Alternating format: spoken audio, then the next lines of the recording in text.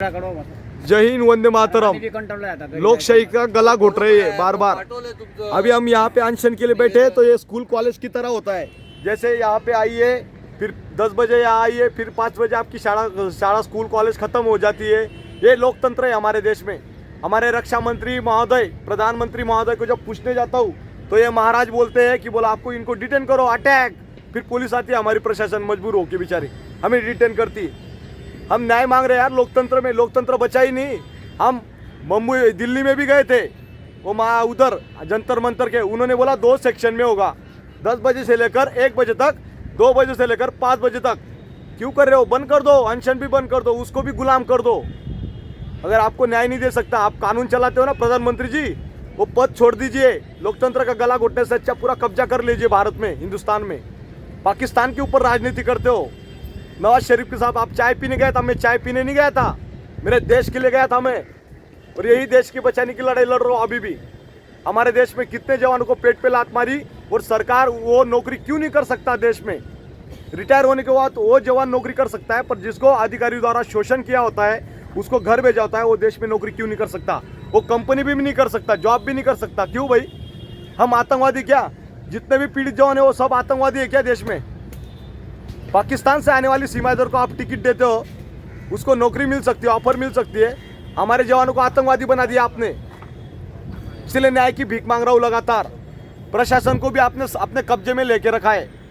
SP, collector, DC, डूसी सब आपकी power का मिसयूज करते। कहाँ गई आईबी विभाग, इंटेलिजेंस ब्यूरो कहाँ गई जो जांच करते? जयशंकर जी विदेश मंत्री कहाँ है?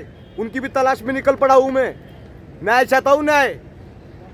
पाकिस्तान के ऊपर आप जाए थे, चाय पीने गए थे, वहाँ पे तमाम न्यूज चल रही थी आपकी। हमारी जिंदा मीडिया नहीं है इस देश में, इसीलिए इन भाई लोगों की तलाश कर रहा हूँ। मिलते तो कांटेक्ट नंबर लीजिए 88 88 360 382। मेरा बच्चा भी पूछ रहा है 2 साल का, मेरा बाप आतंकवादी है क्या? अभी उसको लेके पुलिस थाना में जमा करूंगा मैं। संभाल लेना मोदी जी, आपने तो शादी की नहीं, पर बार बार चिल्ला चिल्ला के गला ठूस गया मेरा। जनरल साहब बोलेगा नहीं, क्योंकि जनरल को अपनी चेयर की पड़ी है, उसको गवर्नर बनना है रिटायर होने के बाद। इसलिए न्याय की भीख मांग रहा हूँ लगातार। रक्षा मंत्री, प्रधानमंत्री, अगर आप न्याय नहीं दे सकते हो, पाकिस्तान गवर्नमेंट के पास न्याय मांगू क्या? क्यों राजनीति खेल कर रहे हो? मैं वही सैनिक हूँ, हिंदू, छत्रपति शिवाजी महाराज का मावड़ा हूँ। जय श्री राम बोल के राजनीति नहीं होती है। अगर आप राजनीति करते हो ना, ये चीज ये बंद कर दीजिए ड्रामा, और छोड़ दीजिए। अगर देश को संभालना नहीं आता है तो ये सैनिक संभालेंगे आज के बाद देश। पीड़ित जवान, इनकी शक्ल देखिए, चेंज हो गए। सीआरपीएफ में कार्यरत थे, अमित शाह पूरी सीआरपीएफ को, पैरामिलिट्री को संभाल के बैठे। शोषण का शिकार 17 साल से। कौन देगा इनको न्याय?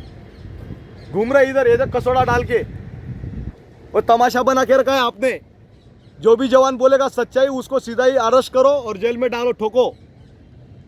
यही प्रशासन का पावर का दुरुपयोग कर रहे हैं आप। लगातार न्याय चाहते, आपसे न्याय चाहते। आजाद भारत में गुलाम कर दिया आपने, बेबस, लाचार। डोनाल्ड ट्रंप के पास जा रहे हैं आप ऊपर से, उसको गले में मिलने के लिए। अरे हमें मिलिए पहले, जवानों को।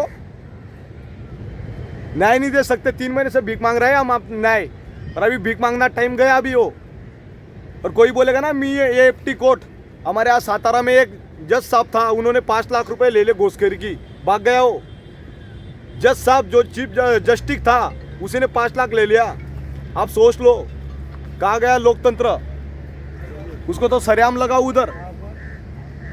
न्याय की भीख मांग रहे हैं हम। हमारे देश में न्याय नहीं मिलता है।